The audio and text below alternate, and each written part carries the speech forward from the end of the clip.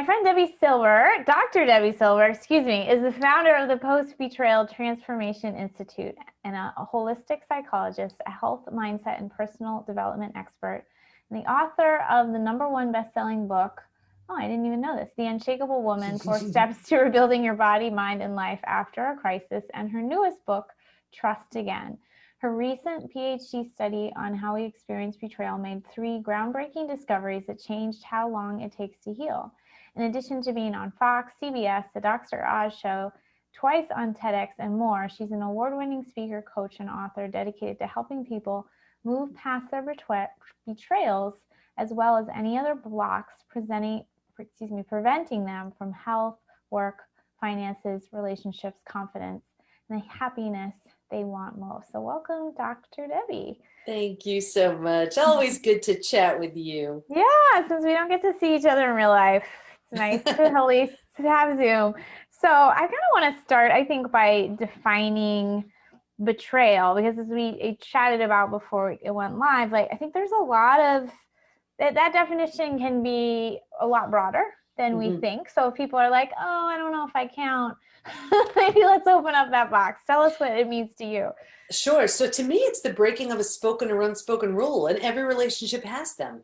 For example, we were scheduled to meet today, and if I didn't show up, that would have been a betrayal. I mean, it wouldn't have devastated you, but a betrayal nonetheless. And the way it works is the closer we are, the more dependent we are, the more we trusted that person, the bigger the betrayal. So let's say a child who's completely dependent on their parent and the parent does something awful, that's going to have a different impact than your best friend telling your secret. Still a betrayal, but not to the same level, won't have the same physical, mental, emotional symptoms left in the wake of that. Okay.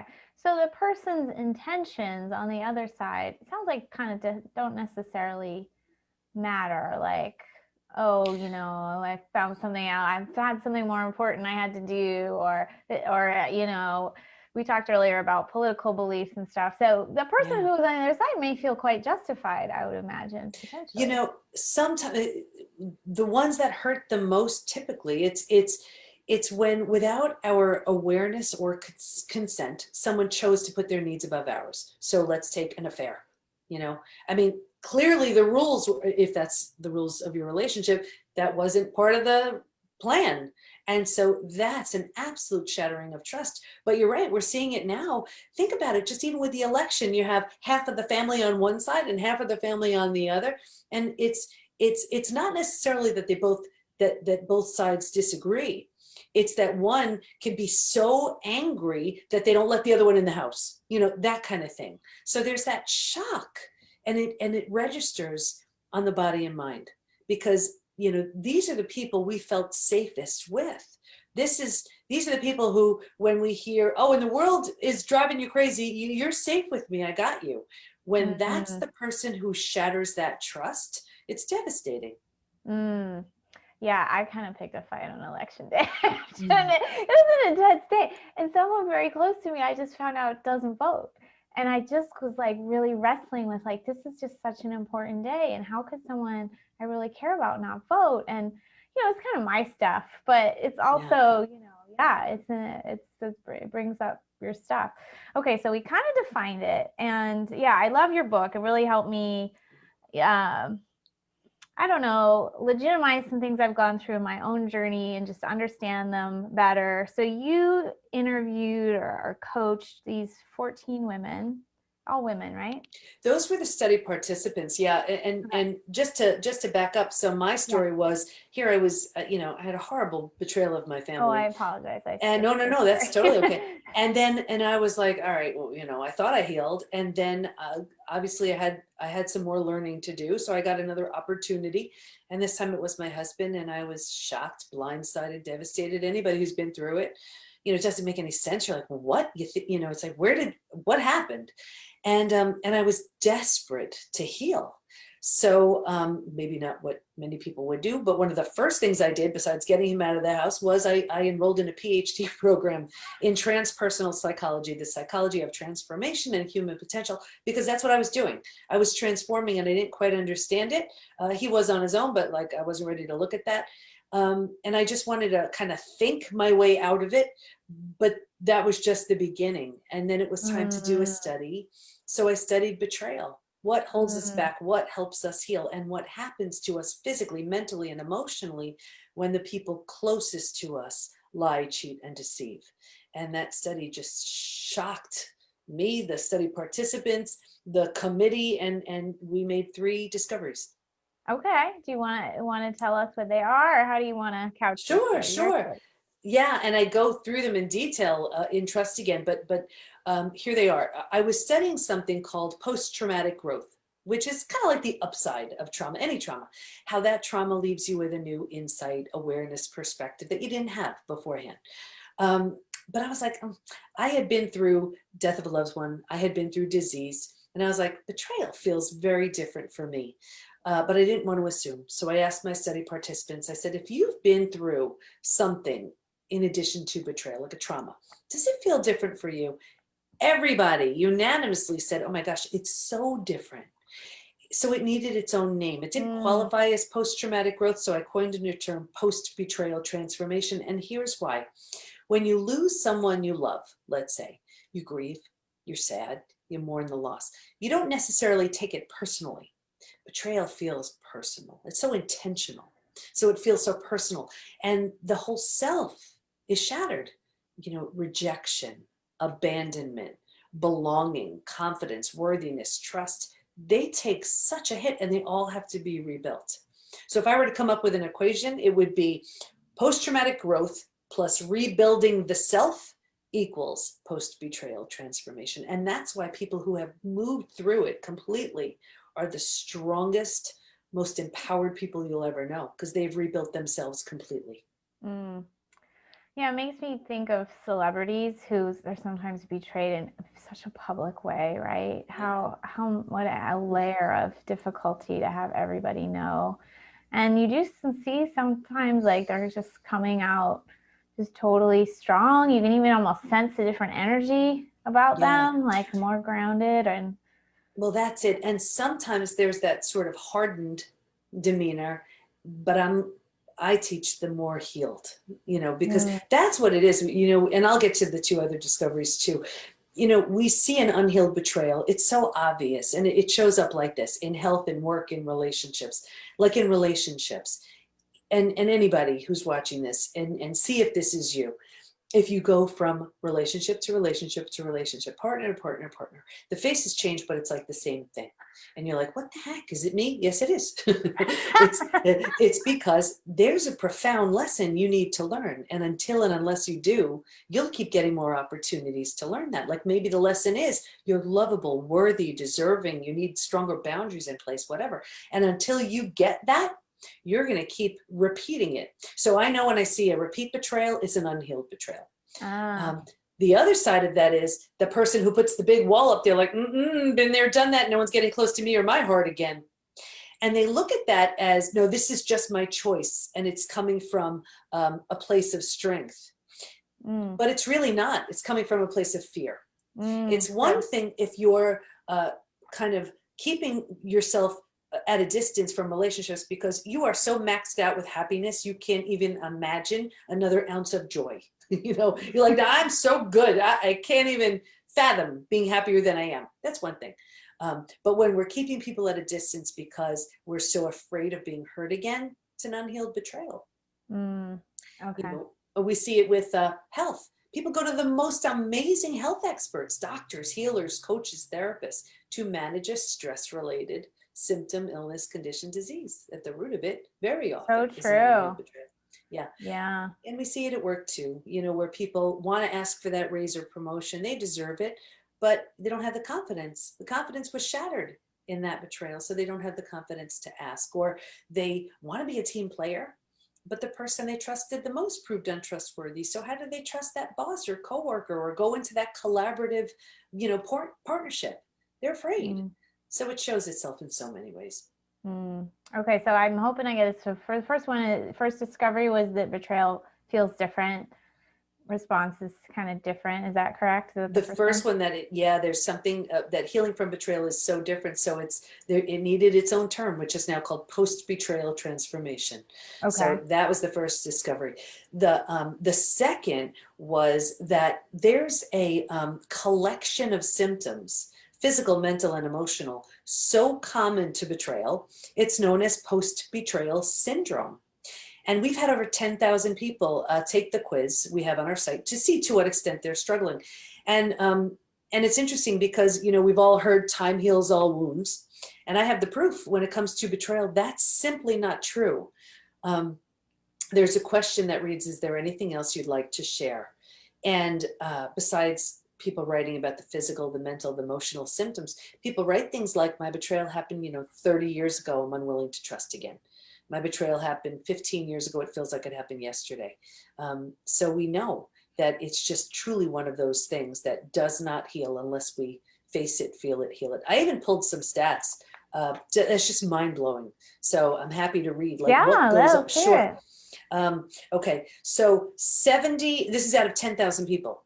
So 78% constantly revisit their experience. Just think about how exhausting that is. 81% feel a loss of personal power. 94% deal with painful triggers. That's exhausting. These are some of the physical symptoms. 71% have low energy. 68% struggle with their sleep. 63% have extreme fatigue. 47% have weight changes, and 45% have digestive issues. That could be anything from constipation, diarrhea, IBS, Crohn's, diverticulitis, you name it. And then think about it, most of your immune system is in your gut. So no wonder why your gut is wrecked and your immune system is shot during betrayal. Mental, these are some mental symptoms. 78% are overwhelmed. 70% are walking around in a state of disbelief. 68% unable to focus, 64% are in shock, and 62% unable to concentrate. So just mix some of the physical with some of the mental. And now here are some emotional. 88% experience sadness and 83% anger. You just mix anger and sadness together, and that could be a lethal combination, and it's exhausting. 80% are anxious, 79% are stressed. Here's why I wrote trust again. 84% have an inability to trust. 67% prevent themselves from forming deep relationships because they're afraid of being hurt again. That's a huge amount. 82% find it hard to move forward. Solid stage 4. And that's beautiful. I mean, that's where transformation happens. And you want me to go through the stages so this way I can? Yeah, sure. But one thing is, I think I first got step 2. What is discovery 2? And I'll write it in the notes. The second, so the first one is that healing from betrayal is so different from other types of traumas. And so there's a difference in fully healing from your betrayal, which is called post-betrayal transformation. Okay. The second discovery was post-betrayal syndrome. That there is this collection of symptoms. And the third discovery is that there are these 5 stages that we'll go through, and it's the 5 stages from betrayal to breakthrough. And I mapped them out in the book, and you showed the diagram. And if you look at it, you'll see it's not like there's a reason why one circle overlaps the other. You don't just leave one and jump to the next. You kind of outgrow one. So you see it there. That's why I like that. I like that idea. Okay. And maybe people can't see it. I'll just and that's why it's written like that, because that was the simplest way to explain it. That you kind of outgrow, not in a clean, pretty way, but you outgrow one as you settle into the next. Oh, interesting. Okay. So I'll take some notes. Stage 1. Sure. So stage 1 is like a setup stage. And I just saw this with every single study participant, me included. And if you imagine 4 legs of a table, the 4 legs being physical, mental, emotional, and spiritual, what I saw with everybody was a real heavy lean on the physical and the mental, and kind of neglecting the emotional and the spiritual. So what does that look like? It looks like we're really good at thinking and doing, and not really prioritizing the feeling and being. But it's in the feeling and being where our intuition lies. And we turn that down. That's not to say if we're busy it's a setup for betrayal. It's only what I consistently saw. Okay. Stage 2, we're blindsided. This is the shock, D-Day, discovery day. And this is the breakdown of the body, the mind, and the worldview. By far, hands down, the scariest stage. Because here's where you thought you knew that person, you felt safe, you felt secure, and it's as if they took a mask off, saying, no, no, no, this is who I've been. And there's so the body, the stress response is ignited. You're headed for just about every single stress-related symptom, illness, condition, disease. Your mind is in a complete state of chaos and overwhelm. None of this makes sense. You cannot wrap your mind around what you just learned. And your worldview is shattered. Your worldview is your mental model. These are the rules. This is how it works. Don't go there. That person's safe. And in a moment, every rule, everything you've known has just shattered. Bottom has bottomed down on you. And, but think about it. If you were walking down the street and the bottom were to bottom out on you, what would you do? You'd grab hold of anything to stay alive. That's stage 3. Survival instincts emerge. It's the most practical stage. If you can't help me, get out of my way. How else I survive this experience? Who can I trust? Where do I live? How do I feed my kids? Like, it's just practical. But here's the trap. And I see this with so many people. Because survival feels so much better than the shock and trauma where you just came from, you get into this survival space and you're like, whew, okay, I'm good. I'm going to make this work.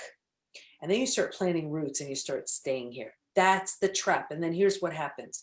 Now you're here and you start getting these small self benefits from being here. You get your story, and it's powerful. You get to be right. You get someone to blame. You get a target for your anger. You get sympathy from anybody you tell your story to. You don't have to do the hard work of learning to trust again. Do I trust you? Do I trust you? Forget it. I won't trust anybody. And you start planting roots here. And now the longer you stay, the harder it is to leave. So now your mind starts doing things like, well, maybe you're not all that. Maybe you deserved it.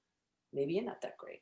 Maybe, right? And now, those are the thoughts. And then like energy attracts like energy. So now all of a sudden things are happening to you, situations and people and relationships that confirm those beliefs. You're planting some deep roots here. It gets even worse, but don't worry, I'll get you out of it. So now you're here, and because this feels so bad, but you think this is as good as it gets, you have no idea there's a stage 4, stage 5. You resign yourself to thinking, well, this is it. So I may as well just get used to it. So here's where you start using things like food, drugs, alcohol, work, TV, keeping busy, reckless behavior to numb, avoid, distract yourself from the discomfort of this stage. So and then when you're doing that for a while, now it's a habit and now it's your life. So people can do this for years and they're looking at it. If you were to ask them now, they would say, oh, well, my emotional eating has nothing to do with my betrayal. That happened 10 years ago. But yes, it does. Do you see? Or my drinking has nothing to do with the sexual abuse that happened when I was a kid. Oh, yes, it does. Do you see? Once those habits are formed, if we don't do something with it and we're in this like perpetual holding pattern. So that's why that stage 3 is the most common to get stuck in. And you see, I'm sure the majority of your practice, there are so many people stuck in that stage right there. So when you're in stage 3, if you're willing, here's where you have to let go of your story, grieve the loss, mourn, all of the, and do a bunch of other things. You can move to stage 4. And stage 4 is finding and adjusting to a new normal. And this is where you are right now. So here's where you've accepted, my old normal doesn't exist anymore. And I always use this example, and you're like the perfect representative of it because it's what you did. So this is like if you've ever moved to a new house, office, condo, apartment, whatever, your stuff isn't all there. It's not cozy, but it's going to be okay. When you're in this place, mental and emotional, you start turning down the stress response. So you're not physically healing yet, but you're not causing the massive damage you were causing in stage 2 and stage 3. Your body, so now you're slowing down the destruction you were causing. your mind. You're making kind of new rules, new boundaries based on like where you are now. Now, here's what's so interesting too. And I saw this in the study. If you were to move, you don't necessarily take everything with you. You don't take the things that don't represent who you want to be, in your new mental, emotional, physical space. Well, here's where I saw a big change in friendships. If your friends weren't there for you, here's where you let them go. If they're like, indulging in low energy, gossip, whatever, you don't have the head for it. You've outgrown them right here. So people say to me all the time, what the heck is it? I've had these friends forever. I can't belong. Is it me? Yes, it is. And it's you because you're undergoing a transformation and it's a very personal process. Your friends are still the same. You're changing. So anyway, you're in this stage 4, you're making this your new normal. And here's where you slowly morph into the 5th most beautiful stage. And this is healing, rebirth, and a new worldview. So here, your body starts to heal. You've turned down the stress response. Now you're interested in eating well and exercising, self-love, self-care. You didn't have the bandwidth for that earlier. You were surviving. Now you do. You're making new rules and new boundaries based on what you now see so clearly. And you have a new worldview based on your entire experience. And remember the 4 legs of the table? In the beginning, it was only all about the physical, the mental. Now we're solidly grounded because we're focused on the emotional and the spiritual too. Those are the 5 stages. I love it. I think that I hadn't quite gotten to all of them yet. I think even in the book, I hadn't gotten to stage 5. How funny. But yeah, that was really helpful even just for me to hear. And my mom's on here so she can be a witness to this. I got so disoriented from moving. It almost crescendoed. I hit my head. I ended up hitting my head. And, it was kind of just an accident, but, also that really made me have to slow down and evaluate. And I just had to recognize, like, you got so keyed up from all this all over again, back in the stress response. And you are not going to get out of this unless you turn it down, slow down, do a massive amount of self-care. So that was just seemed like the peak of all of it. And now I'm kind of starting to be in where you said, like, I'm not having any caffeine, which isn't easy, but I'm like, you are going to be grounded. You are just going to have a boring day as much as possible because that's what you need right now. You need to be out. And I almost just starting to realize how long I've been in it in different ways going through this and how, it's like, how, we can't see what we're in sometimes when we're in it, right? Of course. And it's almost like when we're in the picture and we don't see it. And then all of a sudden we heal enough to step out of it and look in. But you see how you've left that stage 3 and you're in that stage 4, but it's tentative. And when something new is sort of thrust on you, it's going to send you back to that 3, but you have the tools to move forward. So you can see how this is why, you don't end one stage and jump into the next. It is a process, but you won't go back to that stage 2. You're in that 3 going to 4. And, when you're ready, you're sort of going back and forth a little bit and then you'll solidly land there and then you settle in there. And then when you're ready, you morph into 5. Yeah, and lots of tools. You mentioned some different tools that the study people did in your book. And I was just chatting with my therapist. I'm like, I was telling her about your book. I'm telling everyone about it. And I'm like, oh my gosh, there's still so much I'm learning. And she's like, I am too. I'm a therapist, and I got like 30 books waiting to read. And like, it doesn't matter, our background or whatever. Like, life is learning is like a lifelong process. So I'm also like, okay, of course, don't beat yourself up that you haven't solved it yet. Like, there's going to be new things you learn that you incorporate. And that's just going to I think any expert that says, they know it all, I would run for the hills.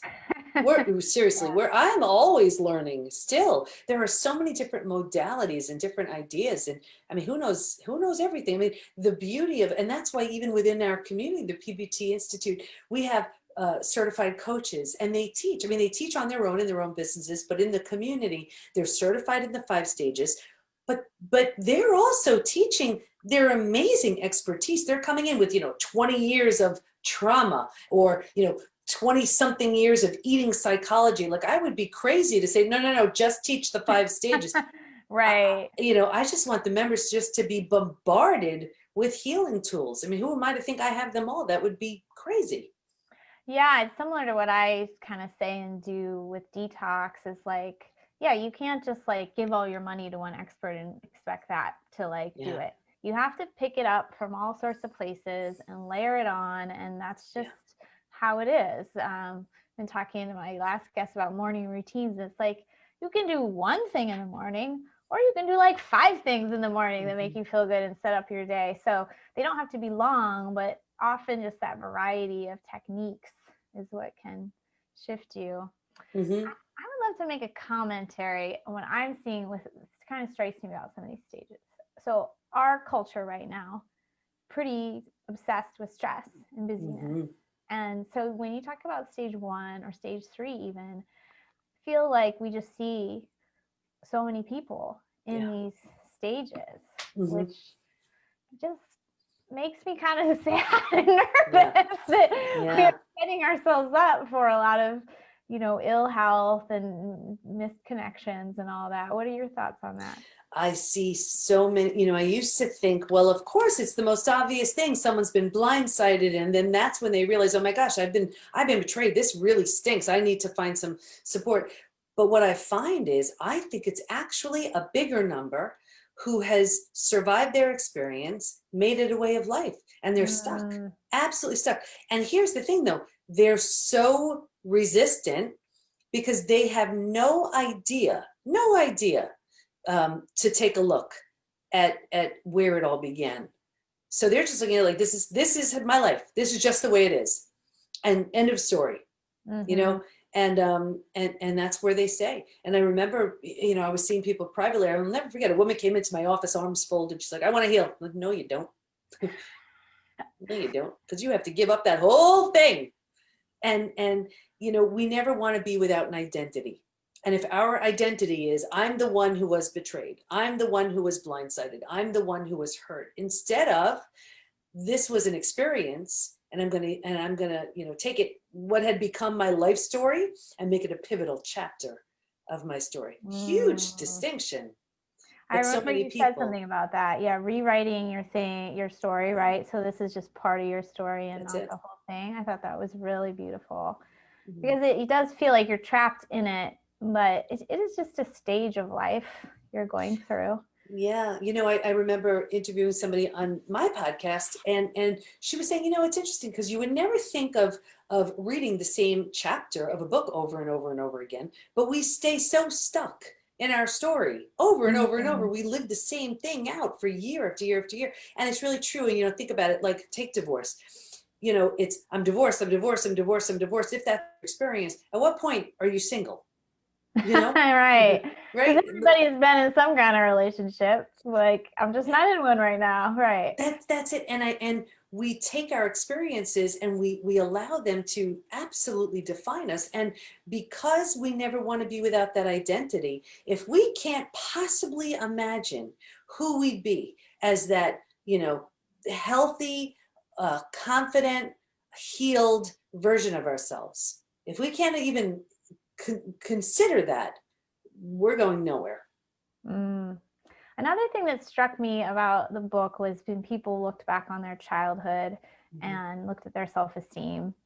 And at first I was like, yeah, but then I was like, oh, yeah, like, because no matter what, I think, in my opinion, no matter what your childhood, there's certain defense mechanisms or patterns you've set up to survive as a child who doesn't fully understand the world, right? So when I read that and then it started to sink in, it's again kind of that setup. It doesn't mean you deserve a betrayal or anything like that, but there's something in you already that needed to be healed.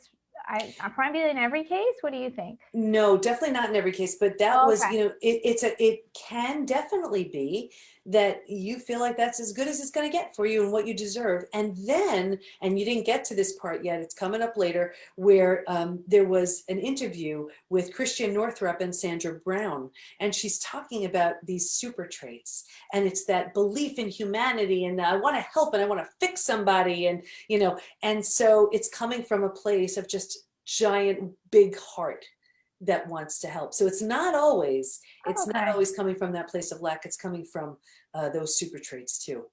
Oh, okay. But I don't want to ruin it for you, so I'll wait till we get Okay. Yeah. there. So you got some good interviewing in there. Let me see what I, because we kind of just were riffing. Let me see if I didn't ask you. Oh, here's an interesting one. How do we know? I see. How do we know if we haven't healed from a Yeah. betrayal? You'll see it, like I said, you'll see it in your relationships. If you keep repeating it, that's an unhealed betrayal. If you put the big wall up, that's an unhealed betrayal. And so instead of looking at it like, well, this is just who I am, no, it's not.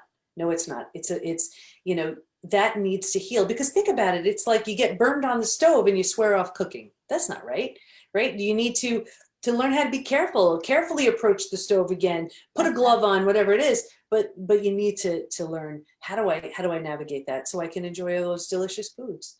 It's the Okay. same thing. I Yeah. kind of want to ask you the opposite question. How do we know we have healed? Yeah, you know you've healed when, and I see this sort of timeline. It's not a timeline, it's sort of like an emotion line. And it goes like this. You go from this deep, profound sadness, like, I can't even believe this happened. It's the most heartbreaking, soul-crushing, thing I've ever experienced.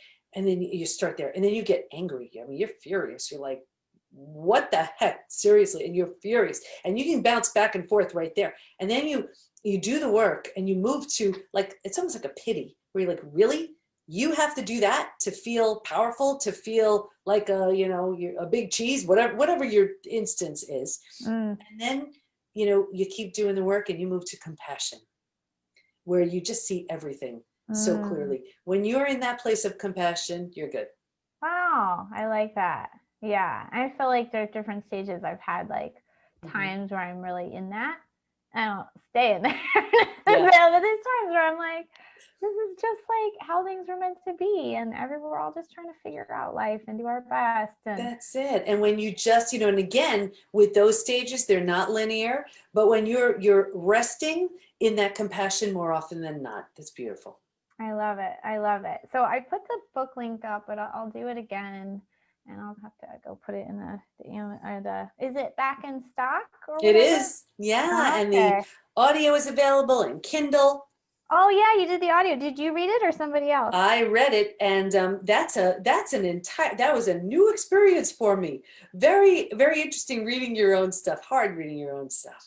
Interesting. Yeah, it really was. And a couple things were going through my head. It was like I wanted to enunciate all my words, but I speak really fast, so that was an issue. And then so it was, and then I was trying, and then as I was slowing down, I was like, but that doesn't even sound like me. And then it was just the emotion of it. Here I am reading my own story, but I was like, I couldn't imagine anybody else reading it. So I'm glad you did it, and you have a nice voice, and I feel like I'm just gonna have a side. Debbie and I were in a little class together about what colors to wear. And I feel like I will never not appreciate you. And I'm always, whenever I see you, I'm like, she's wearing her colors. She's wearing her colors. Good job. What was so great about that? This was, and just so everybody understands, it was this expert who was able to just look at you and determine, based on your hair and your eye color and your skin tone and everything, like the colors, and based on the seasons, right? It was the seasons, and everybody in the group would stand up if they thought that was their season, and oh, I'm a winter, because winter has all these colors. And I remember I was like, well, I'm definitely not that, or whatever it was. And the next season, and I would go up, and she would send me back, and I was like, okay, I guess I'm not that I thought I was. And then at the end of it, it's like we ran out of seasons, and I was like, oh no, I'm not. Where do I go? I didn't belong. Yeah, she was like, you're a unicorn. You barely fit in the season. Yeah, and I was like, what the heck? I have no season. And she goes, I've done this 6,000 times. I've never seen any combination. And I was like, is it my, maybe I've had too much tanner on, bronzer, or maybe my hair color? I don't know. Anyway, she did a whole color thing on me. And now I have my colors. You got it dialed. I'm really good about wearing my colors, but I'm not today because this is a fun Halloween blouse I couldn't resist. You always look beautiful. Yeah, but that was really fun. I'll always remember you and our colors. You're like my color buddy. Well, I put the quiz also in the chat, and just as a reminder, if you want to like share this video with someone later, you know, it's on Facebook now, but this can be hard to find. So we always put everything on YouTube, and then we'll have the links there. So if there's someone in your life who you think would benefit from Debi's, you know, interview today, you can send them there. And then, yeah, let me just post the quiz real quick. This might be one that people more want to listen and ask questions, but if there's any questions, you are welcome to ask them before we close up here to Dr. Debi. There's the quiz. And your podcast is called? From Betrayal to Breakthrough. Okay, I've listened to some of that too. And we have to get you on too. Yeah, so that would be great. It's funny that when I was newer to what I was going through, I couldn't listen that much. Mm-hmm, mm-hmm. I was like, this is too depressing. Yeah, but we're all about the transformation. So I'll bring you through the story, but we'll come out the other side every single time.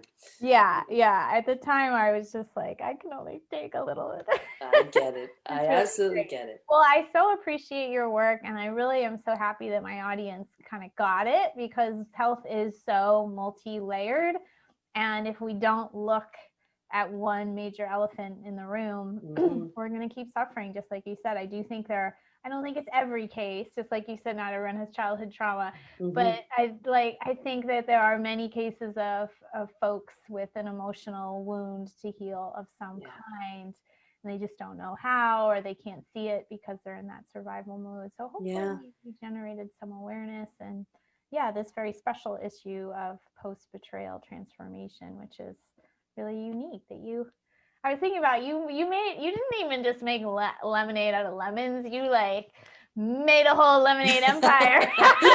Well, it was because the pain of this, that I have such an issue with injustice. There wasn't a cell of me that was okay with this, but I said, if I'm going to heal, I'm just taking everybody with me. That's just it. Because if we do something good with something bad, it's trauma well served. And I'm not doing anything that somebody else couldn't do. I just looked at it like it could be this bad game of hot potato, but then I would just feel like a sucker. And I was like, no, I have to be here for more of a reason than I'm just the poster child for betrayal. Yeah, and it's so helpful that you analyze the stages, because I have some friends who maybe divorced 20 years ago, and they're like, oh, it's all right, you get through it. Like, they just can't, they didn't document all the stages, but we do go through them. So it's such important work that you documented all this. I think a lot will come out of it, don't you? Like more research and more people. That's the idea, because with a study, you go into it, you're looking for the holes in the research. And there was definitely a lot of research on betrayal, even a lot of research on post-traumatic growth. But I was like, there hadn't been anything on that lived experience, the physical, the mental, the emotional, the everyday, what happens, what it leads to. So I was like, okay, that's where we're going.